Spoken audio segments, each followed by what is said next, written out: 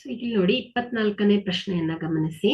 ಚಿತ್ರದಲ್ಲಿ ಎಫ್ ಸಮಾಂತರ C A ಮತ್ತು ಎಫ್ ಸಿ ಸಮಾಂತರ ಎ ಬಿ. ನೋಡಿ ಇಎಫ್ ಏನಿದೆ ಸಿ ಎಗೆ ಸಮಾಂತರವಾಗಿದೆ ಅಲ್ವಾ.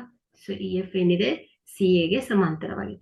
ಅದೇ ರೀತಿ ಎಫ್ ಜಿ ಏನಿದೆ ಎ ಬಿಗೆ ಸಮಾಂತರವಾಗಿದೆ, ಎ ಬಿಗೆ ಸಮಾಂತರವಾಗಿದೆ.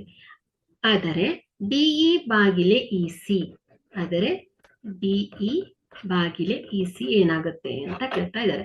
ಸೊ ಇಲ್ಲಿ ನೋಡಿ ತ್ರಿಭುಜ ಎ ಡಿ ಸಿ ಗಳಲ್ಲಿ ನೋಡಿ, ಇಲ್ಲಿ ತ್ರಿಭುಜ ಎ ಡಿ ಸಿ ಗಳಲ್ಲಿ ತ್ರಿಭುಜ ಎ ಡಿ ಸಿ ಅನ್ನ ಗಮನಿಸಿ, ಎ ಡಿ ಸಿ ಅನ್ನ ಗಮನಿಸಿ. ಇಲ್ಲಿ ಇ ಎಫ್ ಏನಿದೆ ಎ ಸಿಗೆ ಸಮಾಂತರವಾಗಿದೆ ಅಲ್ವಾ. ಸೊ ಎ ಸಿಗೆ ಸಮಾಂತರವಾಗಿದೆ.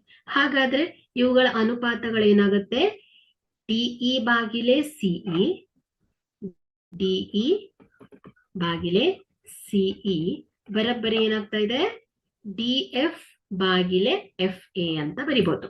ಡಿಎಫ್ ಬಾಗಿಲೆ ಎಫ್ ಎ ಅಂತ ಬರಿಬಹುದು ಅಲ್ವಾ. ಸೊ ನೋಡಿ ಇಲ್ಲಿ ಡಿಇ ಬಾಗಿಲೆ ಇಸಿ ಬರಬ್ಬರಿ ಡಿಎಫ್ ಬಾಗಿಲೆ ಎಫ್ ಎ ಅಂತ ಬರಿಬಹುದು. ಸೊ ಅದೇ ರೀತಿ ತ್ರಿಭುಜ ಎ ಡಿ ಬಿ ಅನ್ನ ಗಮನಿಸಿ, ಎ ಡಿ ಬಿ ಅನ್ನ ಗಮನಿಸಿ, ತ್ರಿಭುಜ ಎ ಡಿ ಬಿ ಅನ್ನ ಗಮನಿಸಿ. ಸೊ ಇಲ್ಲಿ ನೋಡಿ ಎಫ್ ಜಿ ಮತ್ತು ಎ ಬಿಗಳು ಸಮಾಂತರವಾಗಿದೆ ಅಲ್ವಾ. ಸೊ ಹಾಗಾದ್ರೆ ಇವುಗಳ ಅನುಪಾತಗಳೇನಾಗುತ್ತೆ?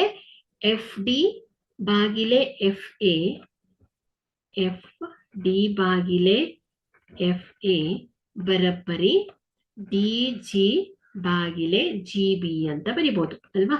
ಸೊ ಹಾಗಾದ್ರೆ ಒಂದನೇ ಸಮೀಕರಣ ಮತ್ತು ಎರಡನೇ ಸಮೀಕರಣದ ಪ್ರಕಾರ ಇಲ್ಲಿ ನೋಡಿ ಎ ಬರಬ್ಬರಿ ಬಿ, ಬಿ ಬರಬ್ಬರಿ ಸಿ, ಇದೇನಾಗತ್ತೆ?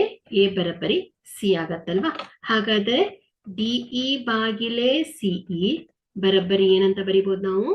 ಡಿ ಜಿ ಬಾಗಿಲೆ ಜಿ ಬಿ ಅಂತ ಬರಿಬಹುದು. ಹಾಗಾದ್ರೆ ಡಿಇ ಬಾಗಿಲೆ ಇ ಸಿ ಯ ಸಮನಾದದ್ದು ಯಾವುದು ಅಂತ ಹೇಳ್ಬೋದು? ಡಿ ಜಿ ಬಾಗಿಲೆ ಜಿ ಬಿ.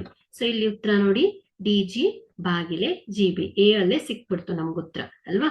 ಸೊ ಹಾಗಾದ್ರೆ 24ನೇ ಪ್ರಶ್ನೆಯ ಸರಿಯಾದ ಉತ್ತರ ಎ, ಡಿ ಜಿ ಬಾಗಿಲೆ ಜಿ ಬಿ ಆಗುತ್ತೆ.